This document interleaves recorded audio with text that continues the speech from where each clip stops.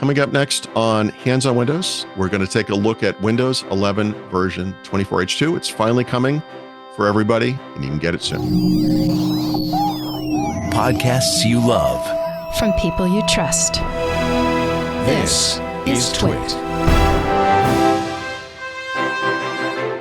Hello, everybody, and welcome back to Hands on Windows. I'm Paul Thurrott, and this week we're going to take a look at Windows 11 version 24H2.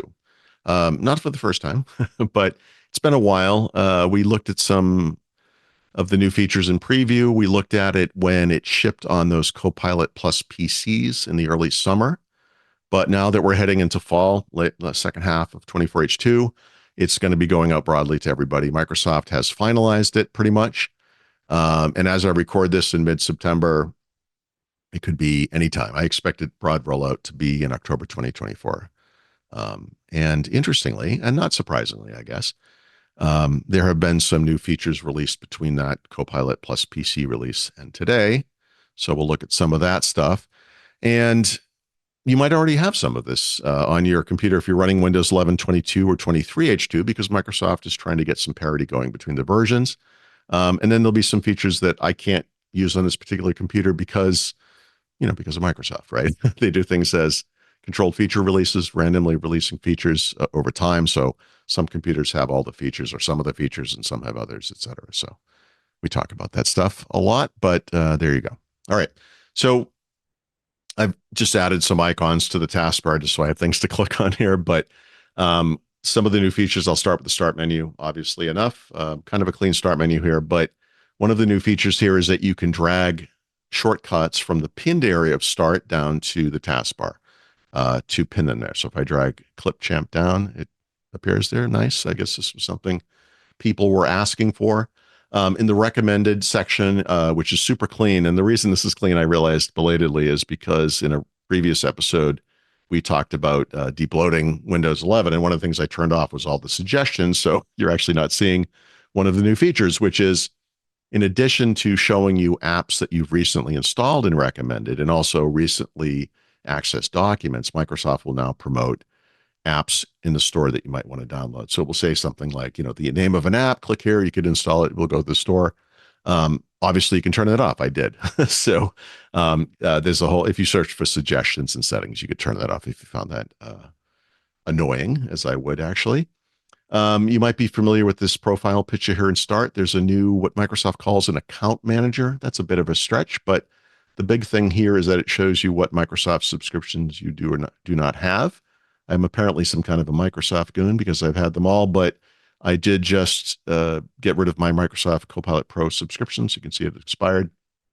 And the options that used to be a little closer to home here are now an extra click away. So if you want to sign out or switch users from this menu, you have to do this additional click here. So that's still there. There is a new feature coming too that will allow you, it's called Phone Sliver. So if you're using Phone Link, which we talked about in a recent episode, with your computer through, with an Android phone, I should say, you can access part of Phone Link from the start menu. So I don't have this, but what I do have is an image of it. And so this is from Microsoft. It's a little blurry, but it's this kind of weird thing on the side. So you can access some of your key Phone Link experiences right from the start menu. I guess they're really trying to drive that home. We're going to look at a couple of other Phone Link features in a moment, but that's kind of a goofy one. I've not seen that yet, but that's happening. We've talked about this notion of right-clicking, and the context menus are new, and Microsoft in Windows 11 had gotten rid of the labels for a lot of these items. So those are coming back now in 24H2. So I'll just create a new item here so we have something to right-click. But now we see the names of these icons. They're not just hieroglyphics like they've been for 3 years, right? So if you haven't memorized those, you don't have to worry about that anymore. So that's kind of fun. File Explorer, you'll see this black box here. That looks like a mistake to me. This is something that Microsoft did on purpose. This kind of blows my mind. They're trying to drive home what's selected. I think this is an accessibility thing because we'll look at a similar taskbar feature in a moment, but you can actually tab around this with the tab key. So Some people don't have the dexterity or the ability to use a mouse or a similar kind of pointing instrument. So Microsoft is really starting to re-emphasize the fact that everything in Windows can be done through a keyboard and an alternate input type. And so this kind of highlighting is makes it obvious, what's selected. I find it distracting, frankly, but and I'm curious, you can't turn it off, but that's on purpose, just so you know. And then if you right click and you want to archive things, right? We've had this compress to zip option for a long time in Windows, many, many years. Now we support different zip or compression formats, right? And there are additional options. It works in both directions. You can both unzip and zip or compress and uncompress different formats. So that's kind of a nice broad compatibility there. So for the taskbar down here at the bottom, most people don't know this. There are a lot of really cool Windows keyboard shortcuts, right? Very early on in this podcast, we did a big episode about that. One of the lesser known ones is Windows key plus T. So when you click it, what it selects is it's File Explorer, but it's the first actual app shortcut on the taskbar. These other things are what is called taskbar items. These are things that you either can't control, like the start button, or can remove elsewhere in settings. They're not shortcuts, but these other things are all shortcuts. So that's been in Windows for a while. Windows key plus T will select it. Then you can use the arrow keys to move around. If you hit enter, obviously that app will run, but they've added some new features to this. So let me actually get out of that. So Windows key plus T, no, it goes back to one. If you know the name of the apps, like File Explorer, for example, begins with F. If you hit the letter F on the keyboard, it will jump to that location. Xbox obviously begins with X. It goes there. It also supports the home and end keys, so it can go to the beginning and end of that application shortcut range. And then other than that, it works as it does before. You can hit, I think you can hit space as well. Space or enter, right, to launch those apps. So that's kind of cool. If you're familiar with quick settings, which is a feature that was inspired by something that's actually in Chrome OS, kind of a cool thing. There'll be more or less things here depending on what type of computer you have. This is the desktop computer, so there's not a lot going on here. But this area of little buttons, quick setting buttons has existed since the first version of Windows 11. In previous versions, you could edit this. You could remove or add buttons. You could drag and drop to change the locations. Now it has this kind of in-place scroll indicator here. So I'm scrolling with the mouse scroll wheel here, but it shows all of the buttons. There's no way to remove buttons, but what you can do is drag and drop still if you want to change the order. So that's possible, and you can place the buttons you use the most at the top, obviously. So that's not too horrible. I can't show you the lock screen, obviously, but here again, I have a photo of it. So at some time in the past year, Microsoft added this first card or tile for weather to the lock screen. And apparently it was so excited about that it added 3 more. So 24H2, by the time you get 24H2, you probably will already have this. You'll see it on your lock screen. Finances, traffic, and sports have been added. And not particularly customizable. You could go in and just turn them all off. You can't say, well, I want weather and sports, but not the other two, but Microsoft. And we've talked about this one, Copilot as an app. This one, I just noticed today, is kind of buggy on this computer. Yes, it's launching like a little extra instance over here, but normally that works fine. So this is good because a lot of new computers are coming with a Copilot key, and they put it to the left of the arrow keys on the keyboard. And I am a very sloppy typist, and I often find myself hitting it by mistake. And back when it was a pain, I would have to use the mouse and go click that thing to turn it off. Now I can just Control W on the keyboard and get rid of it. I probably type Control W about 10 times a day now because I am a mess. Couple of things in settings that I think deserve being called out. One is in the sound settings. This is tied to a mistake I made earlier today, but if I'm going to select a different device than the one I'm using right now. So I'll go into, I'm afraid I'm going to change my mic here. Go in here and you'll see down here, it says voice focus. So this used to be part of Windows Studio Effects. Windows Studio Effects requires an NPU. So not that many people have had it to date. They pulled it out, and there are now 2 versions of it. This computer does not have an NPU. So when I enable this, it uses AI in software to disable or to help with background noise. If you do have an NPU, you'll actually see a second version of voice focus. It will say hardware based, and you can turn that on. It uses the NPU, so it's much more efficient and won't impact your battery if you have a laptop as much. Just want to make sure I didn't screw up my sound settings again. Okay. So the other one is for power management. And, here again, it's not going to be as great because this is a desktop computer, but there were 3 features that used to only be available in the control panel, the old fashioned settings interface. And they pulled them into settings now. So you can determine what happens when you press the power button or the sleep button. If you have those on a computer, sleep buttons are kind of are uncommon, I would say, these days.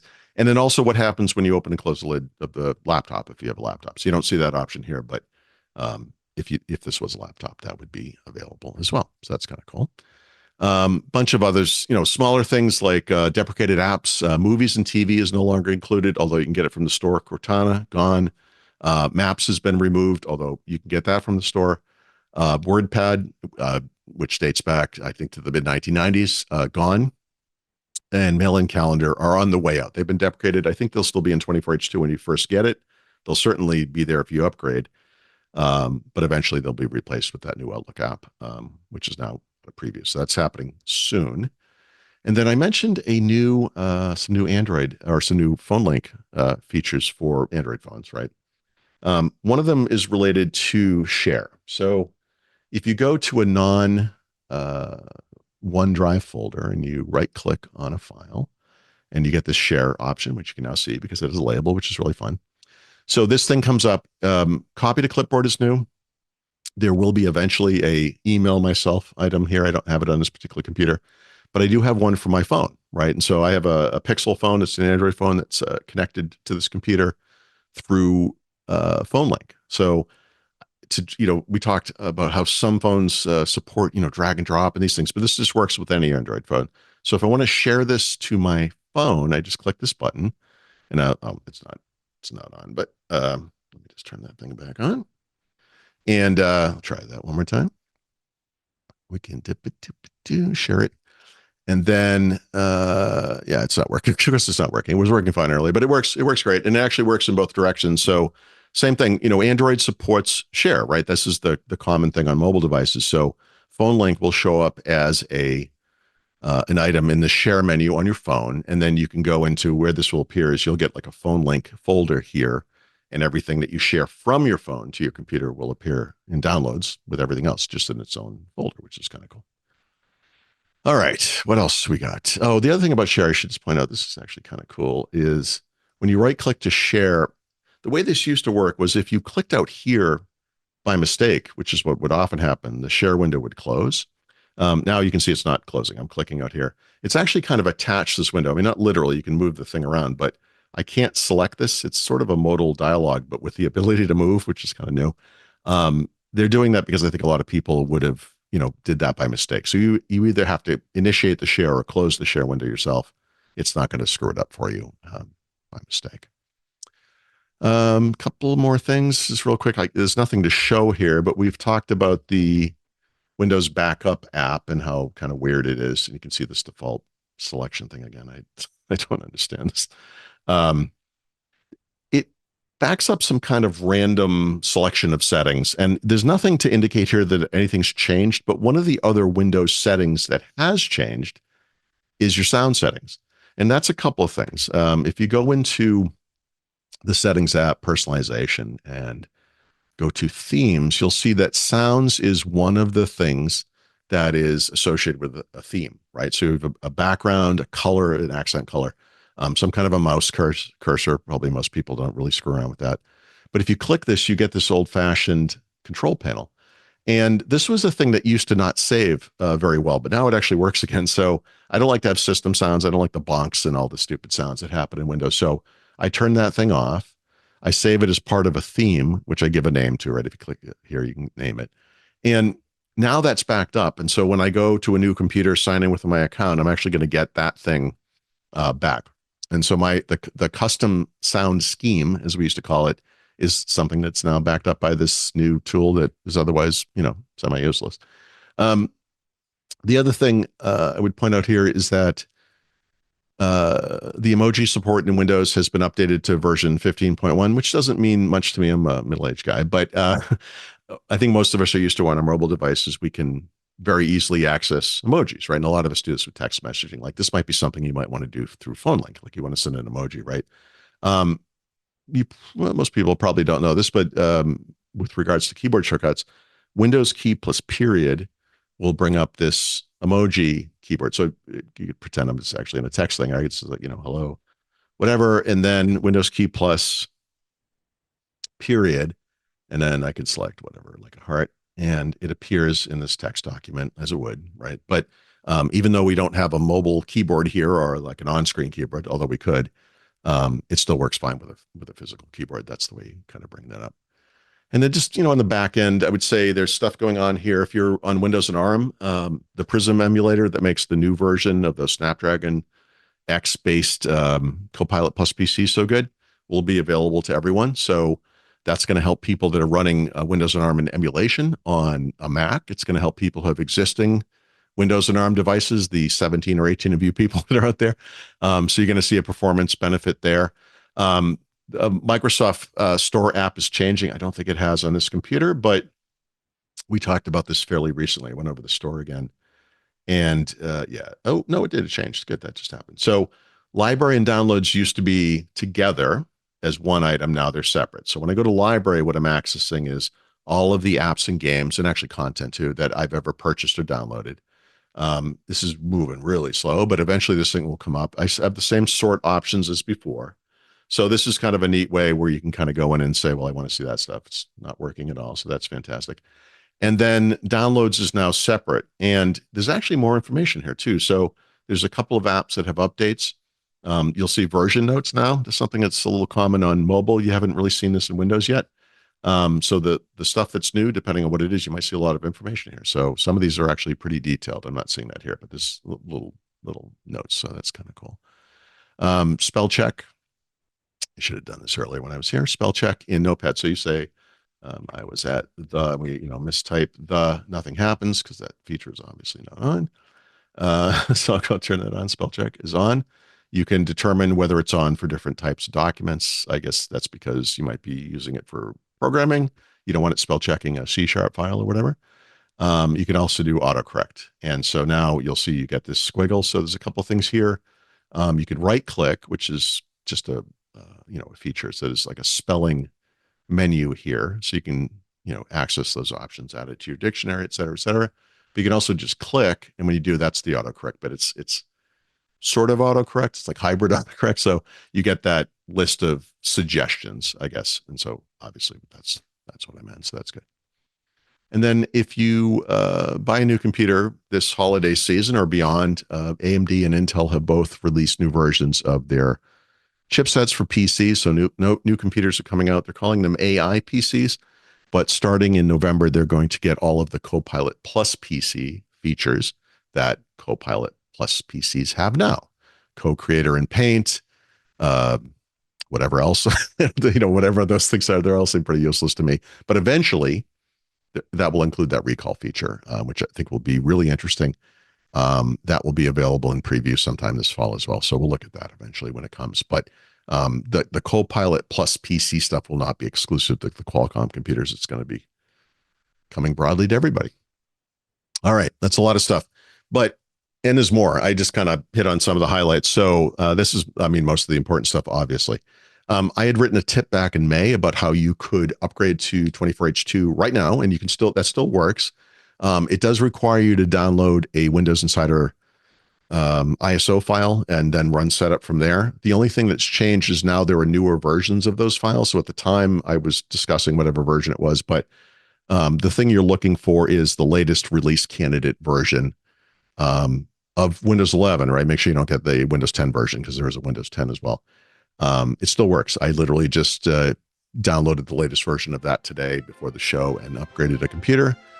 You don't enroll in the Insider program. You're unstable. You're supported. Everything's good. But, as I record this, we're probably 30 to 60 days max before everyone who can get it is going to get it. So you're probably fine waiting. Plus, a lot of these features are available in 23H2 as well. So we'll see.